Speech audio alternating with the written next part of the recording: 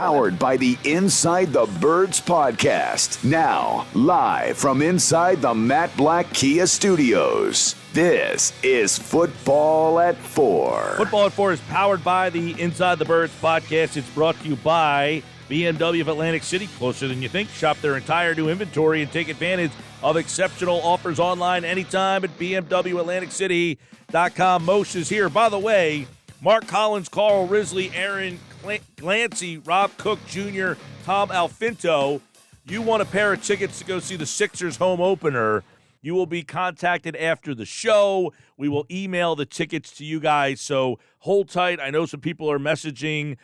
We will connect with those listeners at the end of the show, which is coming up very shortly here, because we are carrying Phillies-Padres game number 2 today. But before we get there, bye-week football at 4, a lot of questions to be had with the man, the myth, the Mosher, and he is here on the Sports Bash edition of Football at 4. What's up, Moshe?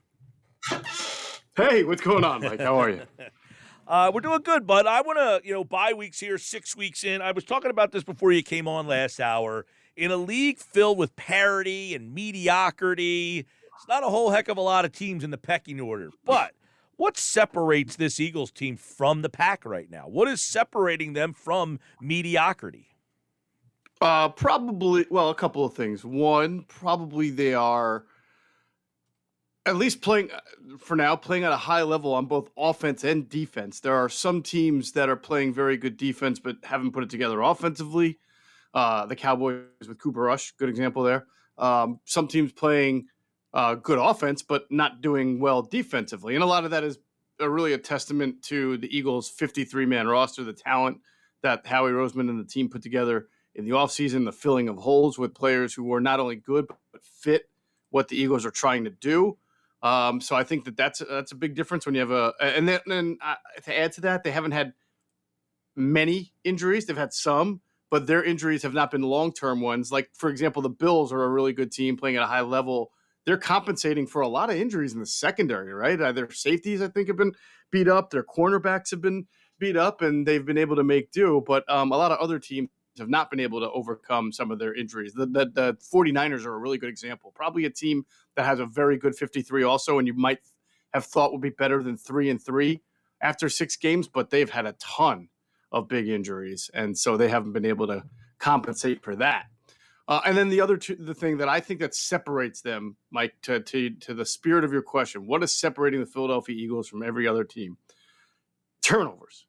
They're, to me, if you look at all the reasons why they're good, you can talk about quarterback play or defense or pass or whatever, but the number one reason why they are undefeated, no doubt in my mind, is that they have a plus 12 turnover ratio. Something and like it's that, not yeah. just because it's not just because they're great at takeaways, but it's also because they're really good at takeaways and they're not giving the ball away. A very protective offense and a very opportunistic defense. And I was going to bring that up. You did, so I'm going to follow up on it.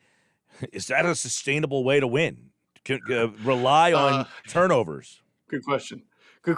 I don't know if plus 12 is sustainable, to be fair. I think what is sustainable, because we've seen it, is that the offense does not give the ball up a whole lot. And that's pretty impressive for Jalen Hurts because he's a guy who runs a lot. There have been some games where he's taken a decent number of hits, either running or in the pocket.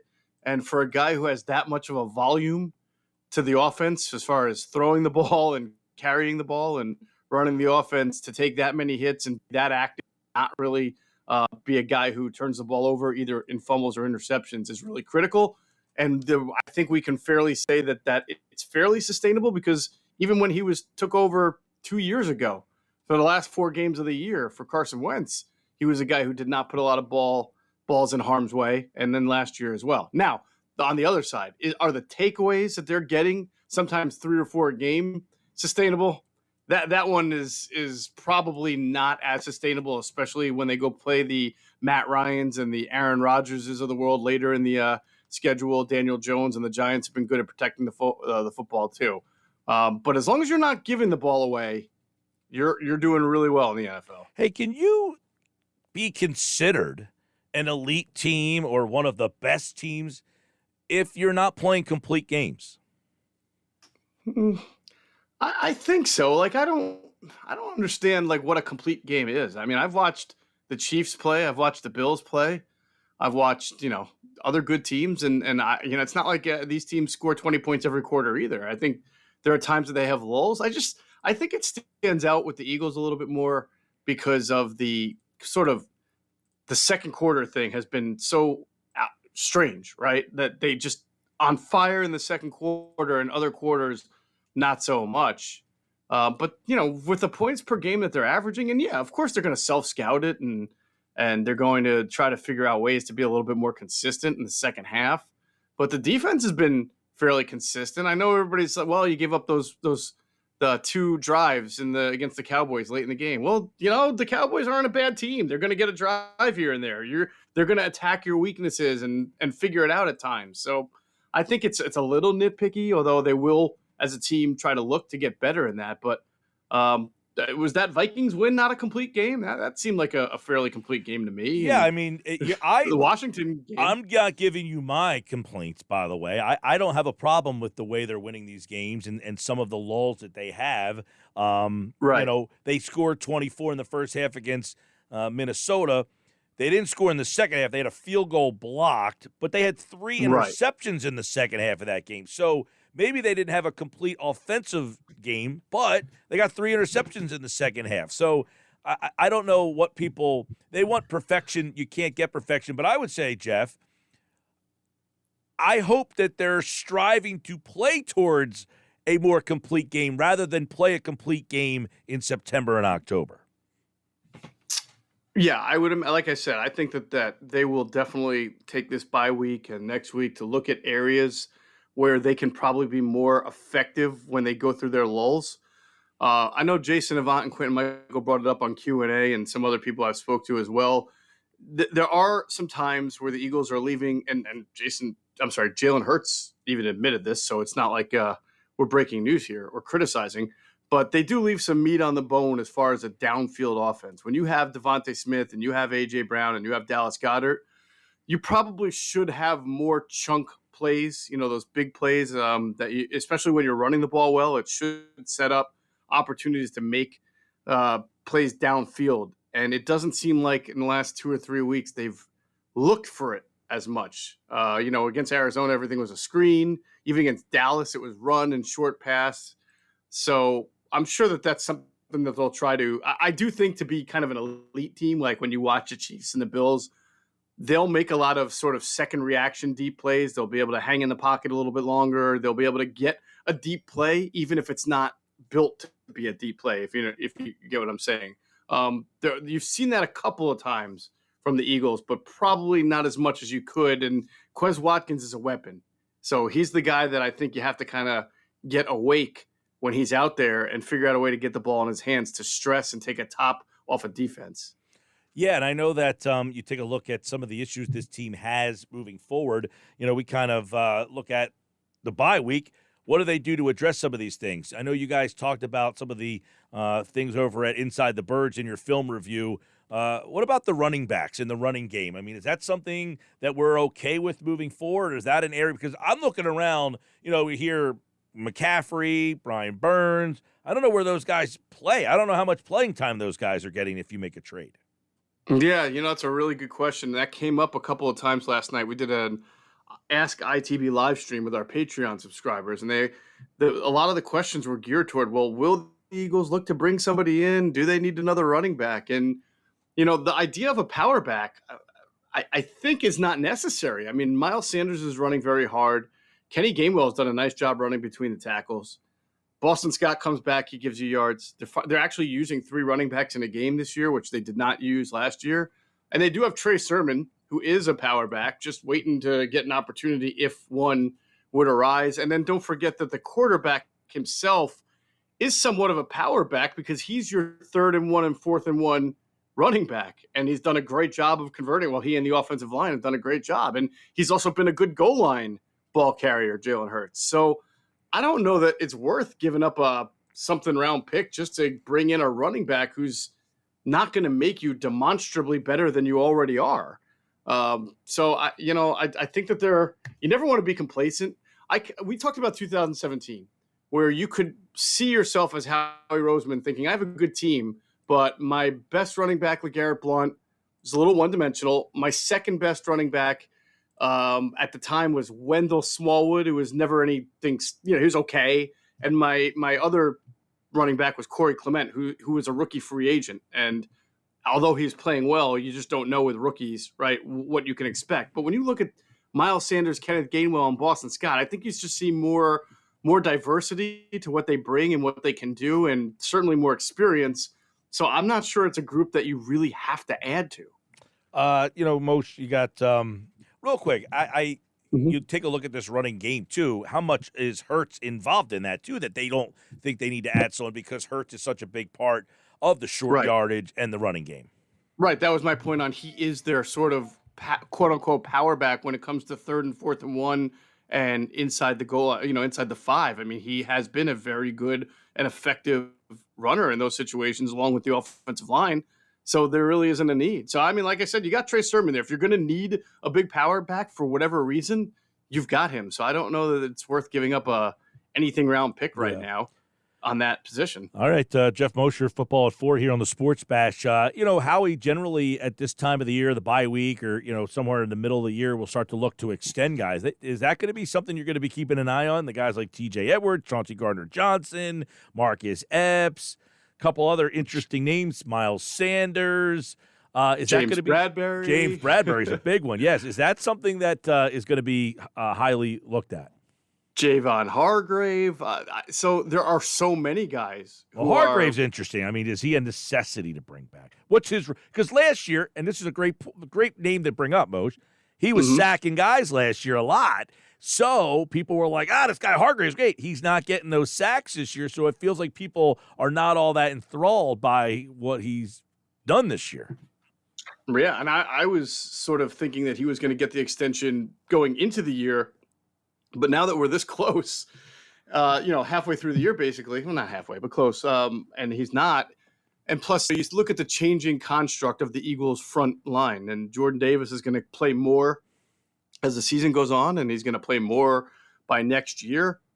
And Fletcher Cox, who knows if he'll be back, but I kind of agree that now I'm looking at it and seeing how many other guys that the Eagles have to try to retain, and they're not going to be able to retain all of them, which is why I think right now, Mike, without having the opportunity to really look into it, Howie's got a lot of guys. It's tough to sort of start giving out the extensions now unless you are crystal clear that you want that person around at a significant dollar value. Well, like on Hargrave, Moshe, could Milton Williams replace him? Could Jordan Davis take those snaps? A combination of Williams and Davis and, DePoltu. I mean, do they have guys that they say, you know what, Hargrave, great 3 years. We got enough behind him. Yeah, I mean, that's a great question. I mean, I'm sure they'd love to have him back. But, again, when you let a guy get this close to free agency, right, and, even though he hasn't had a great year, he's still getting pressures and still a starter. I'm sure he and his agent, who I think is Drew Rosenhaus, are thinking, my friend, you are now 11 games away from being able to really cash in. That's why guys like Hargrave and several others, Mike, about a couple of years ago, started signing just 3-year deals too. I mean, they wanted to hit free agency. The teams preferred to give shorter term deals as well. So it's a situation where he may just want to say, let me just see, let's try to make it through the next 11 games and see what I can get in free agency. And the Eagles may give him an offer and he may say, I think I can do better in free agency. And I'm willing to hold out that, I'll stay healthy and productive there. Bradbury's an interesting one because he was a 1-year kind of prove it. Is he almost proving himself out of coming back? Yeah, it's another guy, right? I mean, he's kind of rejuvenated his career. He's on a 1-year deal. He's probably looking at the landscape, and I'm sure how people spend money on corners, man. So, it wouldn't surprise me if he didn't want to sign an extension unless it was very lucrative. Did he have much of a market? There were teams interested in him. There were. Now, the Eagles paid him pretty well on a 1-year deal now. I mean, I just think that he got released at a time where teams didn't have a ton of money. Not every team is willing to do, 700 restructures to clear money like the Eagles will do. So it wound up being a perfect storm for them when he got released and them being able to get him. But So think about it. I mean, if he's playing this well and he already got a pretty decent 1-year contract, he's probably thinking he can get a nice 3-year deal from someone this offseason.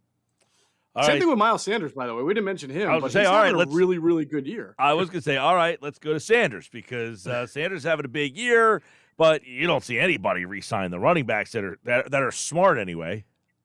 The crazy thing is you don't see a team like the Eagles re-sign a running back like that. If they would have extended him if they were going to do it already. And yet we see this all the time. There's like 5 teams that are bad, right? And they'll have so much cap space that they'll be fine to overspend. They'll admittedly overspend. Like the Jaguars did this offseason with Christian Kirk and Zay Jones. And, those guys are not – they became kind of a butt of the joke. Like Christian Kirk's a good receiver. He deserved to be paid well, but he didn't deserve $20 million a year. But the Jags had so much money, and they needed to get their guy. So Miles Sanders can look at it and say, I know someone's going to spend stupid money, to borrow a John Middleton phrase, on me. And I can see the Eagles making an offer and him saying, well, let's see what I get in free agency. And the Eagles being like, all right, well, I already knew. At that point, we know you're gone, Yeah.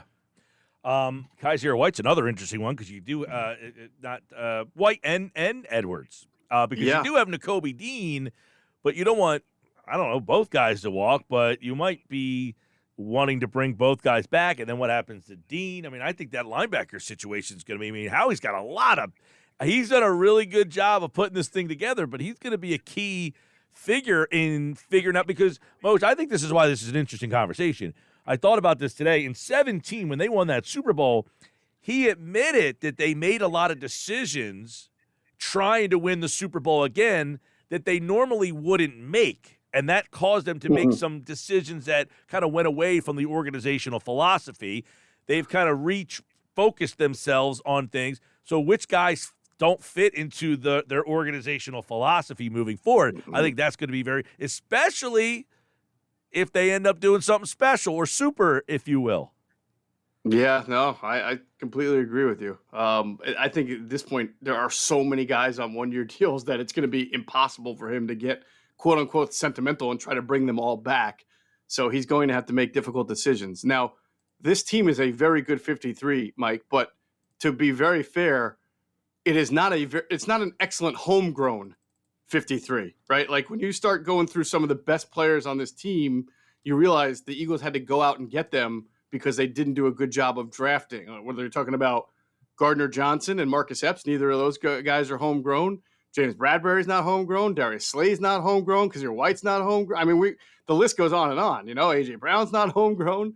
So the Eagles have all these picks and a lot of first-round picks and an extra second, an extra third next few years, and they know they can't keep these guys. The one thing they're going to have to do if they really want to be that special team that can do something special this year and keep it going is freaking draft better.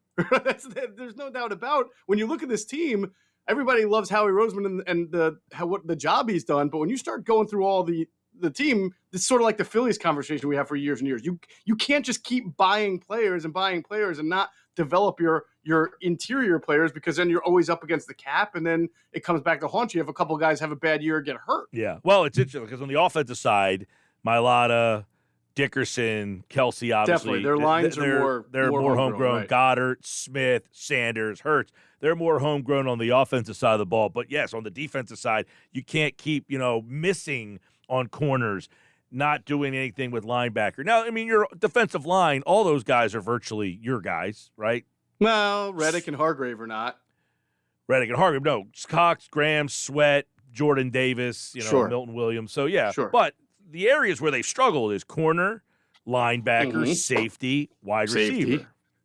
Right. Yeah. Right. Corner, linebacker, and safety. So basically, they've struggled in 3/4 of a defense. That's, that's not a great thing. No, and it's going to be interesting to see what they do moving forward with this defense because we just mentioned a lot of these guys are on 1-year deals. All right. I talked earlier about the schedule after the bye. Pittsburgh, Houston, Washington, Indianapolis. That Colts game on the road might be interesting. The Packers, they're kind of average right now. Tennessee at New York, December 11th. Geoff Mosher, will that game have some significant meaning? At New York, September 11th. The first game of three straight road games. I don't know what's the Giants' schedule over the next 4 or 5 weeks. I think it's it rather will light. Because, yeah, I think it will. I think it will. Like, are the I Giants do sort of expect the Giants to come back to earth a little bit, but Yeah. The Giants' schedule between them now and the time they play Philadelphia is Jacksonville, Seattle, Houston, Detroit, at Dallas, Washington, at Philadelphia. Yeah, I mean, some of those games I don't think should be they have not reached gimme point. Like Seattle is probably going to be a tough game for them. Washington's a division game. It's always going to be difficult. Yeah. Who was before Seattle, you said? There was a game that stuck out to me at there. Jacksonville this week. They're actually a road dog in this game at Jacksonville, and a lot of people are looking at. Yeah, I don't think there's a huge separation between the Jags and the Giants, even though the records are not similar. Yeah. Geoff Mosher, Football at 4. You guys have a bye week over at Inside the Birds, but plenty of content and material for the bye week. And then, of course, they'll get you ready for Pittsburgh right here on Football at 4 all week long on the Sports Bash Live 97.3 ESPN and the 97.3 ESPN free mobile app. Geoff Mosher, good to see you, buddy. You too, Mike. All right, Geoff Mosher. Yes, go Phils.